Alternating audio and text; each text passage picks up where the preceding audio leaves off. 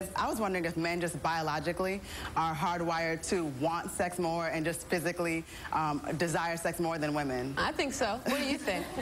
What do you think? This is false, and I think a lot of women would agree with me on this. Are you serious? It's false? Yes. It's just that society is more permission-giving with his libido and his interest in sex. But the difference lies in a woman's interest in erotica being more menstrual cycle related, whereas his is more daily related. So when his testosterone levels are high in the morning, he tends to be more interested. She's going to be more in the mood during ovulation, or some women during their actual week of menstruating. Next question. It's a video question. What's this one?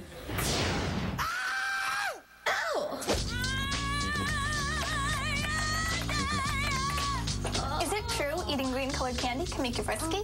Do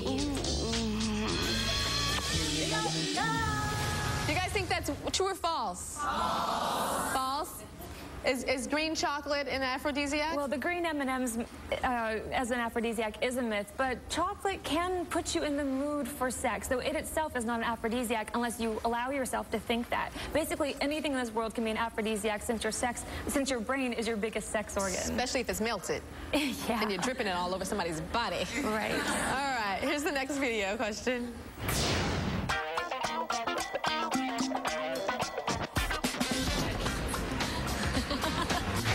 Is it true that certain races are, you know, bigger than others?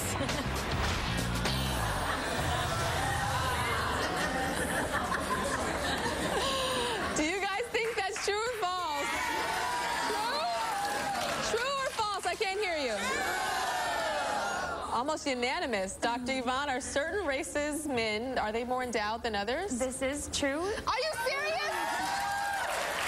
According to one study in the British Journal of Medicine, African Americans were found to be the best as far as length and girth, followed by Caucasians, followed by Asians. Wait.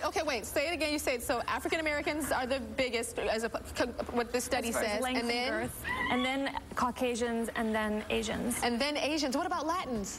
I guess they weren't part of the study, and I think that's what we have to keep in mind. Is that this is just one study, and really, bigger is not always better. It's that whole thing of what he can do with it, as well as other ways he can stimulate his partner. What about Native Americans?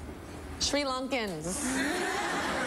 Okay, our next question comes from Ariel. She's in the audience. Ariel. Hi. Hi. I just started dating this guy, and he has an incredible hot tub, and he swears to me that the chlorine and the high temperature acts as a spermicide, but I don't know. You don't know? What do you guys think? True or false? Chlorine, spermicide? Right, this is largely false. You cannot rely on sex and water as a form of birth control. What about chlorine? I never heard that one. Chlorine's actually quite hostile to sperm, as well as latex condoms, as well as the vaginal canal should it get forced up in there somehow. But anytime sperm is emitted in the vaginal canal or on the vulva, there is a risk of pregnancy in or out of water. Okay, so he just has game, and it's been shut down. Okay, Nuria has a question. I follow Heidi and Spencer from the Hills, and Heidi says that Spencer gives her 20 to 30 orgasms a day. Is that possible to have that many? She says that? Yeah. Oh my gosh. Do you guys think it's possible for women to have 20 to 30 orgasms a day? Yes? Yes? No? Louder? True? False? Okay, what do you think, Dr. Yvonne? This is true. It's very individual, and it's going to come down to a lot of factors, but women and men have the capacity to have as many multiple orgasms as a session allows. Like 20 to 30? It depends on how much stimulation is being used, how much the person can handle, and also how is orgasm being defined? Is it little mini ones versus maybe mind-blowing, hitting the roof? Wow. Every couple Okay, well, seconds. Heidi and Spencer are coming on the Tyra Show. I'm going to ask them that question. I'm going to play them the tape of you asking that question, and then see what they have to say about that. Okay, our next video question is here. Is it true that a man gets a painful reaction if you turn him on and then don't follow through with sex?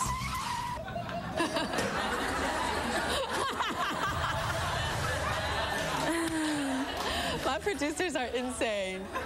The big blue ball bong. Okay, true or false, you guys? What do you think? True, false? I hear like half and half. Dr. Yvonne, what do you think? This is true, and this is pelvic congestion, more popularly known as blue balls.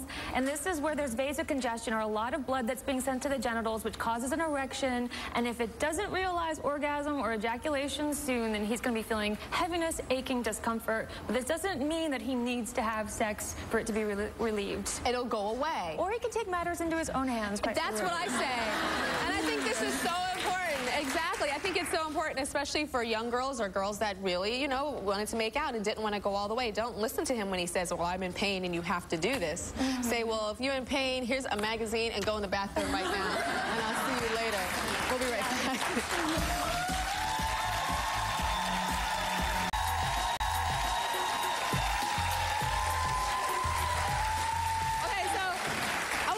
Imagine this. Imagine that you're here in New York City and you're in Times Square and you're butt-ass naked. Just butt naked. Or say you're in the subway naked. I know a lot of people will be like, that is a nightmare, but the premise for photographer Zach Hyman's exhibition, Decent Exposures, is all about nudity, nakedness up in public places. Okay, so how did you come up with this idea to do this? Well, it kind of started at the Metropolitan Museum. I was walking around looking at like those classic nude paintings and the sculptures, and there's all sorts of nudity in the Met. Oh, it's hanging out at the Yeah, exactly. Like, it's hanging out. Exactly. So I thought like it would be really funny or maybe just interesting to see someone hanging out at the Met that wasn't a statue, someone that was real. But even more interesting than that, like I went to museums with my parents as a kid, and the photography was always like, oh, anybody can do that. So I mean, one of the biggest things about this is I kind of wanted to like push the limits, you know. So okay, hold on that picture. Go back to that Times Square picture. So those are naked people in the middle of Times Square. I see a child and their parent in the foreground. Yeah. How do you do this without getting arrested? It's a kind of a heist situation. You have to, which is fun. It's another reason I'm doing it. It's because it's exciting for the models and exciting for me. It's like the public sex we were talking about when Andrew Trees was saying like public sex makes you go, ooh, I'm gonna get in trouble. So that's what it is for you too. It's about that, but it's about studying the form as well. But in order to do that, you know, to position people in different places, like especially in Times Square, you have to be out of view of the cops. So he's standing, you know, there's a group of people right here looking at a demonstration, and then there's a group of people over here looking at another thing, and then I had a friend who was standing in the eye line of another cop, and there's actually, in that shot, there's a police truck right in the background. Right there. Yeah. Okay, what is this subway one? Because this one is like Padau. That is crazy. That's a real, like you're on a real subway. Those are real people in that picture? That's the L train from Bedford to First Avenue. So we had about 2 minutes. That was the longest time. All the other shots, they're about 15 to 30 seconds. So Jocelyn, that's you in the picture. Yeah, that's me. In the subway. What did it feel like being butt naked in the subway, all like open like that? Powerful, actually. Powerful? Powerful, yeah. Really? Yeah. Were people staring? I mean, people actually kind of look kind of calm, which is so New York City. You know? If this is another town, people would be like, oh my God, this is disgusting. In New York, they're like, oh, whatever, some crazy people just the subway. It's funny because actually that happened, the disgusting. Oh, somebody said something. Yeah, there was a woman in back of me freaking out, saying all sorts of things, and the guy next to me was shaking. I thought he was going to have a heart attack. Well, he was shaking for a different reason. Yeah. Yeah. And so, Alex, you were naked in Chinatown. Yeah. In New York City here. Okay. Yeah. And what was that like? Bright light of day? Yeah, it was like 4 o'clock in the afternoon, and we jumping for joy. Yeah. I got in my spot, and Zach was like, okay, go. And I was still in my dress, and I like bounced back and forth for a minute because I was really nervous. But then once I took my dress off, we threw it to a guy at a doorway. But then as soon as my dress was off, I was like in the zone. Like I couldn't even see the people. I was just posing because we worked out the poses we were gonna hit. And then just ran into a car or something? No, the guy tossed my dress back and we walked away. Oh gosh, what's your next place that you want to shoot people? Well, I have a big shot coming up, and it'll be on display on the 3rd at Chair in the Maiden Gallery. But I can't really talk about it, but it's something I've been wanting to do for a very, very long time. You can't talk about it because then the cops will be there waiting for you. Exactly, but also you gotta come see it. All right, we'll be right back. We'll be right back.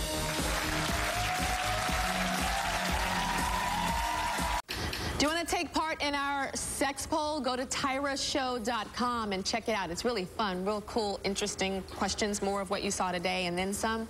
Also, I have a new online magazine. It's at TyraBanks.com. It is so fun, and it's really in-depth, close look at me, my life, our lives together. It's real, real fun. I want you to go there. And who wants to take a picture with me right now? Who wants to take a picture? Yeah? All right. Start the music, y'all. It's all right.